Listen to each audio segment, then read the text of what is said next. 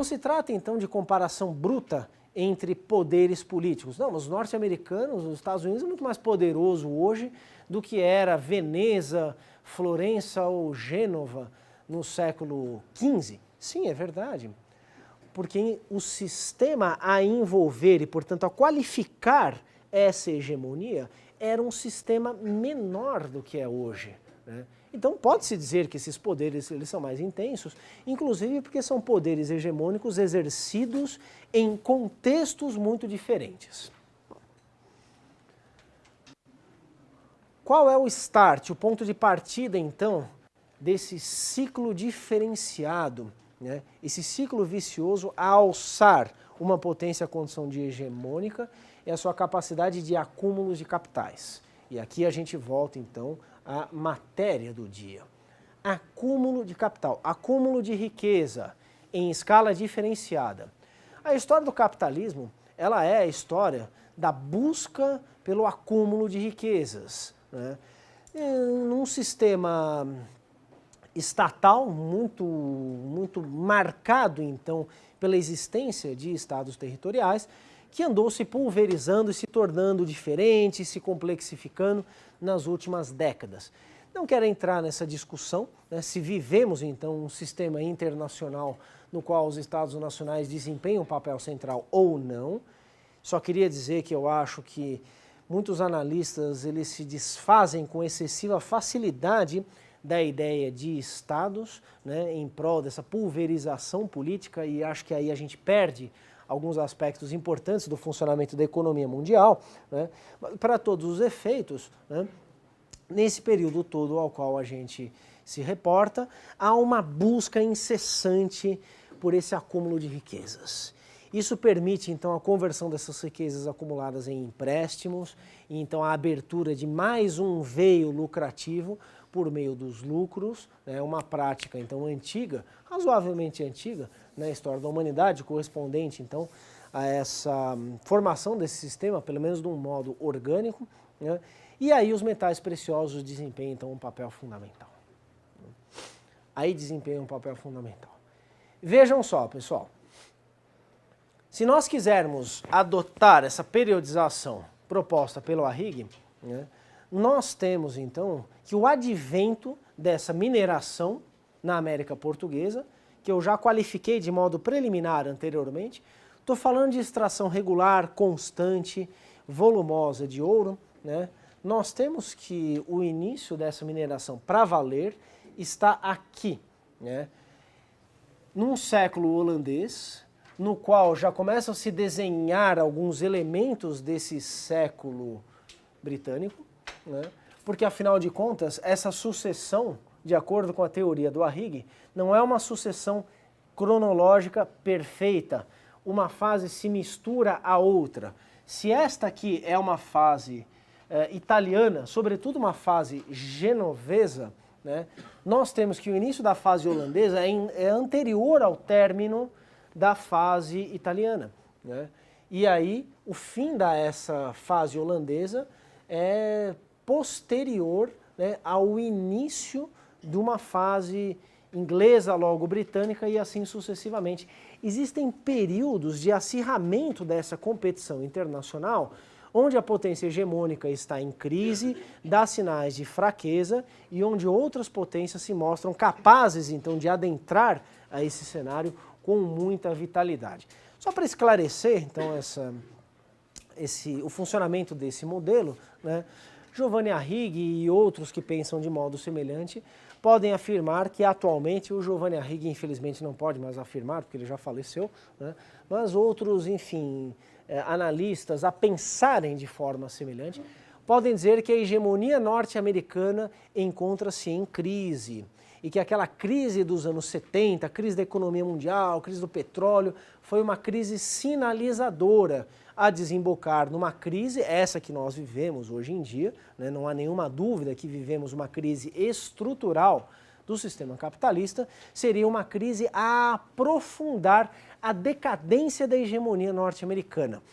Isso é uma questão controversa, né? Para sustentarmos isso, né, é necessário uma argumentação que nem sempre a realidade nos oferece com muita facilidade, né?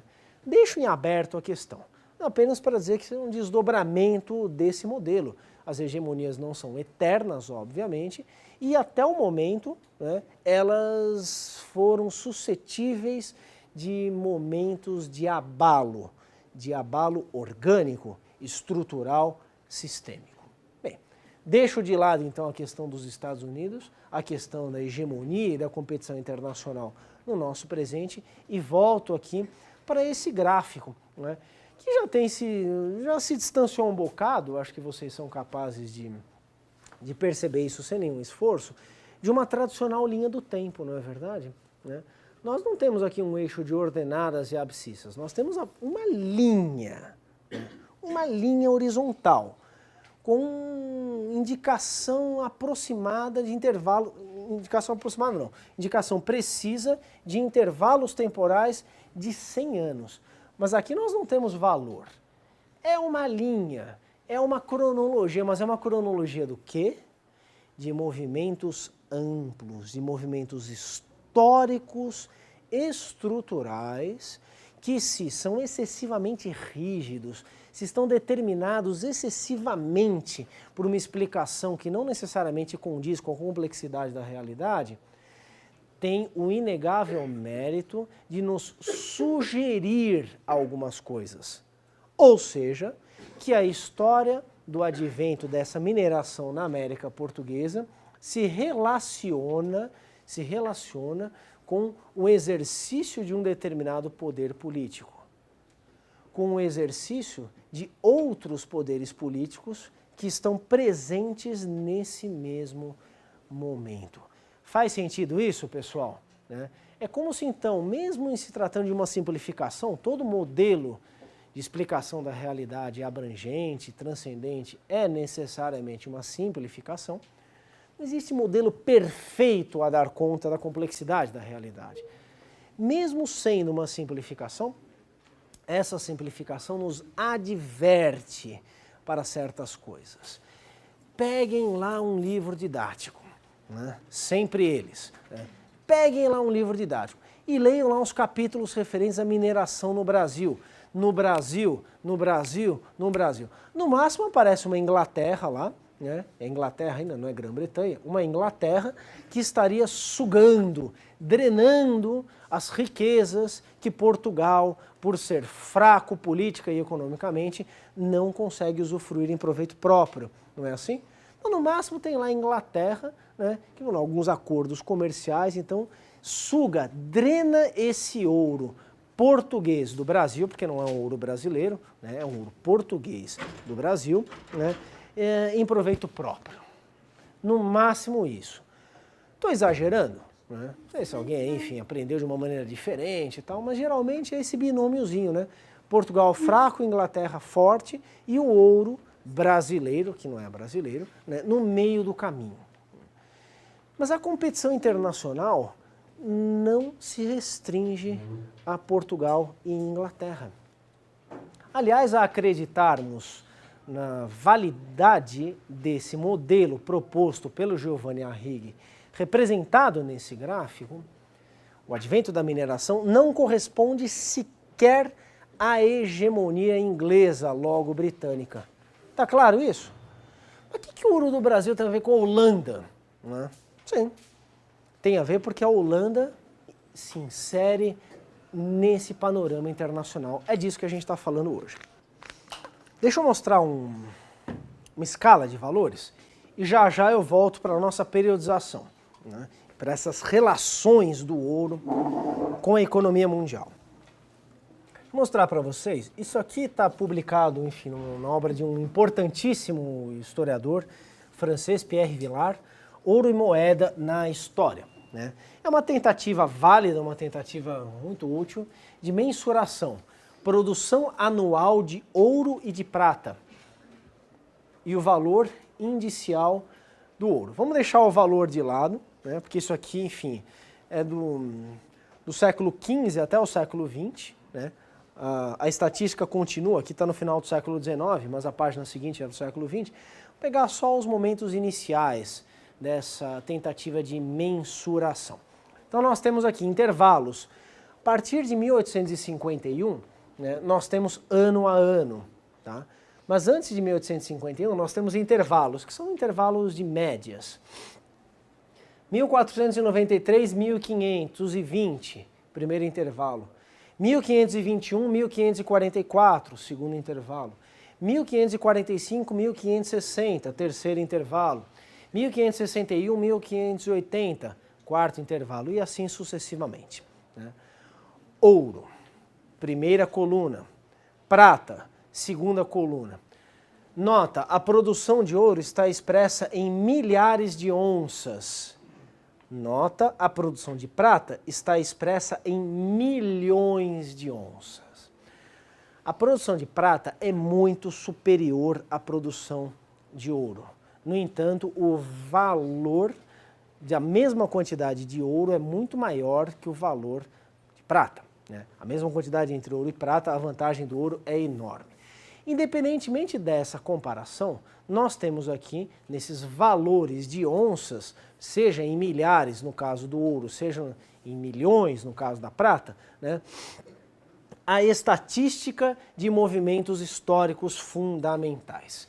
Observemos então o ouro, 1493, 1520, 186, logo 230, logo 274, 220, 234, 274 novamente, 267, 282, e aqui começa a crescer, 298, 346, 412, 613, 791, números inéditos até então, 665, um pequeno declínio, mas ainda assim um número muito alto na média histórica, 572, já estamos aqui em 1801, 1810, 572, 1811, 1820, 368, baixou, 457, subiu, 652, subiu novamente, né?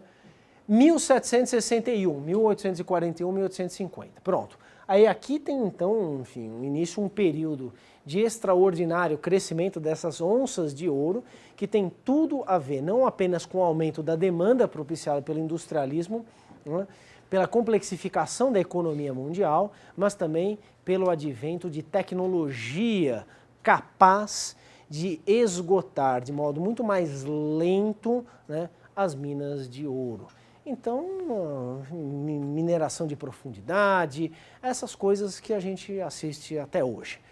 Antes desse século XIX, as formas de exploração do ouro estão assentadas em tecnologia muito rústica.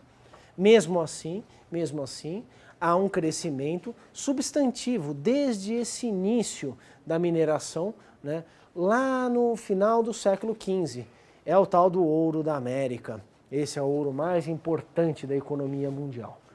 No caso da prata, então a cifra está expressa em milhões de onças, nós temos lá 1,5, 2,9, 10. Pronto, um salto a partir de 1545, descoberta das minas de Potosí, no coração da América do Sul, parte do Império Espanhol, à época vice-reino do Peru, atualmente República da Bolívia, a cidade de Potosí, que é uma cidade, enfim, de mineração desde 1545. E a prata de Potosí turbina esse sistema mundial, oxigena o capitalismo e o desenvolve de maneira muito intensa. Aí um crescimento, um pequeno declínio, 9,6 no período seguinte, e aí crescimento 13,5, 13,6, 12,7, um pouco menor, 11,8, aí fica aí nessa casa dos 11, até 13 em 1721, 1714, 1721, 1740, desculpem, né? 17,1, 21, na segunda metade do século XVIII, 28, 17, 14, declínio, né? E novamente um aumento, mas um aumento, enfim, também que se estabiliza logo aqui a partir do século XIX. Os metais tornam-se, de certa forma, menos importantes nessa economia mundial a partir do século XIX, né? numa economia que não estava assentada substantivamente na produção, mas sim na extração e na circulação, isto é, no comércio, como era essa economia mundial até finais do século XVIII, o peso dos metais preciosos é maior. A partir do século XIX, com o advento do industrialismo em escala europeia, logo mundial, né, o peso da influência direta dos metais preciosos tende a diminuir. No entanto, a economia se complexifica, essa economia mundial, e aí atribui novos papéis aos metais preciosos, né? Aí a história é outra. Fiz uma afirmação aqui importante, pessoal, né? Quando do advento da mineração na América Portuguesa, no final do século XVII, no começo do século XVIII, o peso dos metais preciosos é muito grande nessa economia mundial. É isso, em última instância, que explica o papel histórico dessa mineração. Porque se nós quisermos entender Minas Gerais pela mineração, entenderemos uma série de coisas. Se nós quisermos entender a América Portuguesa pela mineração, entenderemos uma série de coisas. Se quisermos entender, explicar o Império Português pela mineração, explicaremos, entenderemos algumas coisas. No entanto, devemos entender muito mais do que essas coisas, observando esse fenômeno em si. Acho que agora está bem claro, então, qual que é o recorte dessa minha abordagem. Em termos mais precisos, pessoal, algumas informações. Vocês devem saber que desde o início os portugueses se empenham ativamente na descoberta de metais preciosos na América Portuguesa, não é verdade? Os espanhóis se depararam com isso, com esse tipo de riqueza, desde o início, desde o final do século XV, desde as primeiras presenças espanholas na América. Esses metais são visíveis, eles são rapidamente explorados pela Espanha. São rapidamente drenados, em escala ainda pequena, para essa Europa em expansão.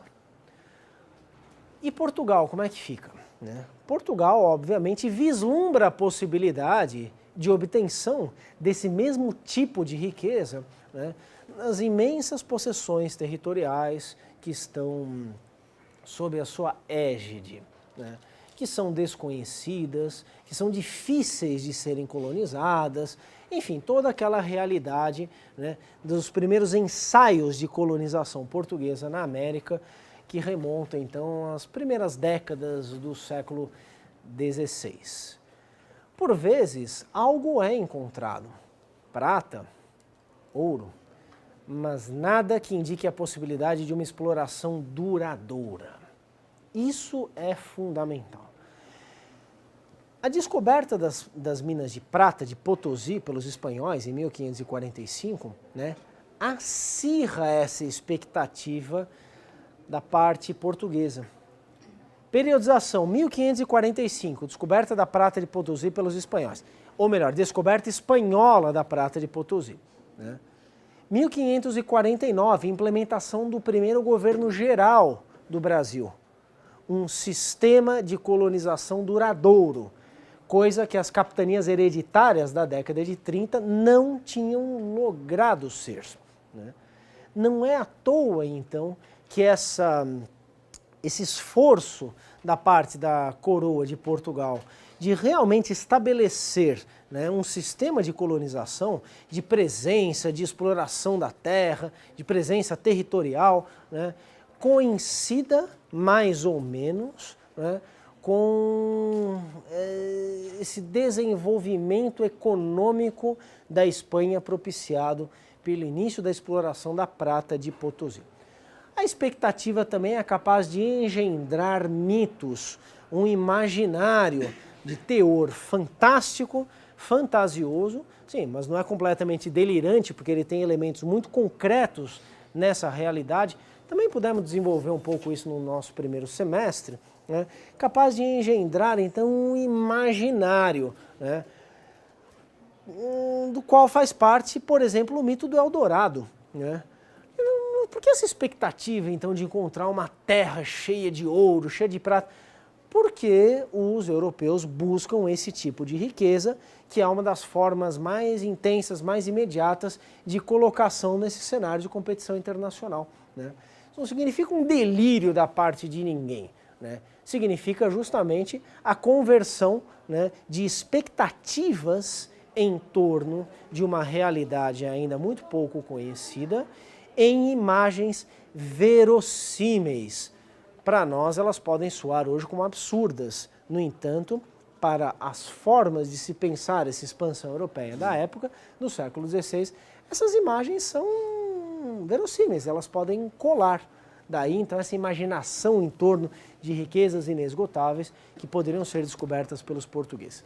À medida em que isso não se concretiza, esse imaginário fantástico tende a declinar, né? Há um crescente realismo na relação dos portugueses com o seu empreendimento colonial, aliás, um realismo que nunca esteve ausente, porque ninguém se mete numa empresa tão arriscada, tão cara, né, de tão grandes proporções, movido por delírios, obviamente. Então, essa racionalidade colonial, essa racionalidade comercial, antes de ser uma racionalidade colonial, está presente desde o início dessa expansão portuguesa lá no começo do século XV. Nada de muito significativo é encontrado até os anos de 1693 e 1695. Aí são descobertas as primeiras jazidas em Minas Gerais. Uma região que não existia enquanto tal, né? Não era uma região organicamente inserida nos padrões do sistema colonial, não fazia parte, então, desse império português como uma região conhecida, como uma região explorada, como uma região ocupada territorialmente, né? Existia como, enfim, um território não utilizado, não plenamente utilizado pelos portugueses. Essas Minas Gerais, então, elas passam a existir no final do século XVII. E elas pegam para valer no comecinho do século XVIII, com o rápido crescimento da sua exploração aurífera. Por que então no final do século XVII? Por que não antes? Obviamente, poder-se-ia ter encontrado essa região antes. Sim.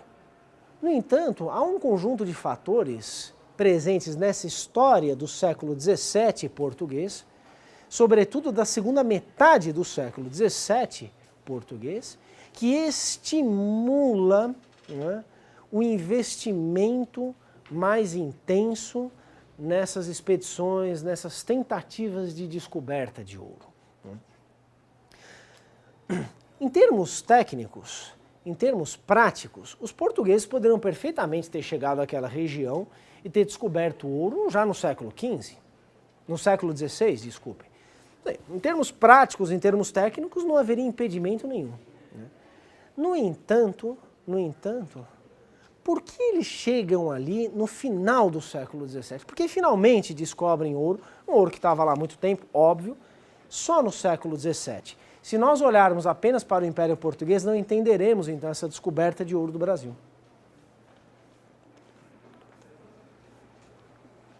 Em termos dessa economia europeia, que está embasando a formação de um sistema mundial, essa daqui. Em termos dessa economia, o século XVII é um século de dificuldades. Alguns autores, inclusive, se referem à grande crise do século XVII, né? É uma questão controversa, porque essas crises, por mais estruturais, por mais transcendentes que sejam, elas nunca se manifestam de modo absoluto, né, de modo idêntico ou sequer semelhante em todas as partes que pretensamente fazem parte desse sistema atingido por essa crise, né? Pegue a atual crise do capitalismo, né?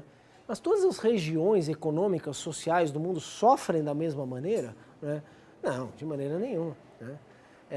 Os impactos dessa crise são muito diversificados. Em alguns setores da economia mundial, inclusive, há pleno desenvolvimento, né?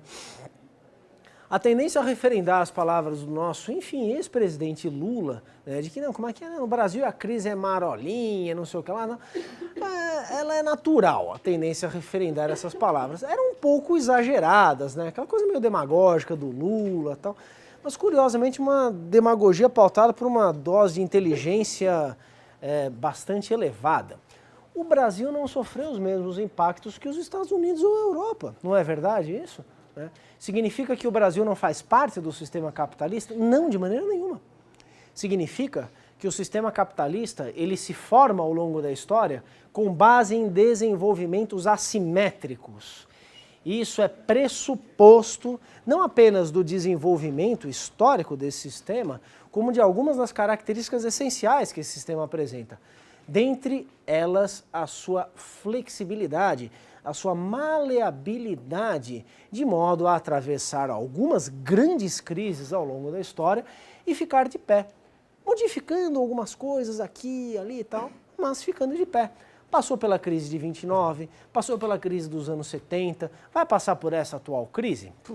Talvez sim, talvez não. Não importa, não estamos fazendo exercício de futurologia. Estamos apenas constatando que há uma característica básica desse sistema que lhe garante uma capacidade, então, de assimilar essas grandes crises. Mas eu gostaria de citar como um exemplo mais evidente dessa assimetria do sistema mundial o fato de que, embora sejamos testemunhos de um lamentável, de um deprimente declínio na condição de vida de muita gente no mundo de hoje, né? Esses países europeus que estão, enfim, conhecendo uma realidade com a qual eles não estão acostumados, né? De perda de um estado de bem-estar social que lhes garantia condição de vida muito elevada, ainda é muito elevada, obviamente, né? Vocês devem ter lido aí no final do ano passado uma notícia que causou um certo alarde, que não é insignificante, mas ela também não prescinde de uma interpretação comedida, maturada, né? A notícia de que o Brasil se tornou a quinta economia mundial superando o Reino Unido. Vocês lembram disso, né? Sim, o Brasil então deve ter superado o Reino Unido como uma economia mundial, tem alguns indicadores específicos, isso não é algo muito fácil de mensurar, mas alguns indicadores econômicos e algumas agências, né, de observação, de análise econômica afirmaram isso com base nesses indicadores. Mas a imensa maioria dos habitantes do Reino Unido vive muito melhor do que a imensa maioria dos habitantes no Brasil, não é verdade? Só que as condições lá estão em declínio geral. Ao passo que no Brasil elas estão mais ou menos a mesma coisa de sempre, ou até mesmo com uma subida aí nos últimos anos, né, da qualidade de vida, de acordo com alguns indicadores, de uma parcela significativa da nossa população. Muito bem. Nós estamos então observando esse declínio da condição de vida da maioria dos cidadãos de países europeus, né? Reino Unido talvez não seja o melhor exemplo. Grécia, certamente, Espanha, Portugal, Itália, Irlanda um pouco antes, sem nenhuma dúvida, esses são os melhores exemplos. Mas vocês já pararam para pensar, né, que não há nenhum indicativo de empobrecimento das pessoas mais ricas na humanidade? Né? Não é? Claro, porque esse sistema garante, com base em alguns mecanismos também muito tradicionais, né, um anteparo de alguns grupos em relação às mazelas advindas dessas crises. Ninguém está falando então de mega investidor que virou mendigo, né? Ninguém está falando, enfim, de dono de banco que virou trabalhador braçal, ninguém falou de grande rentista, de grande especulador que do dia para a noite virou operário. Não, isso não existe, né?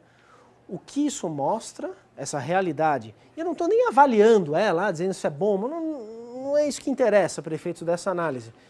Mas estou constatando então que esse sistema, ele se vale de desenvolvimentos desiguais, que ele é todo cheio de pluralidades, o que não relativiza, claro, suas características, seus denominadores comuns, que são, sim, estruturais. Essa é uma outra história.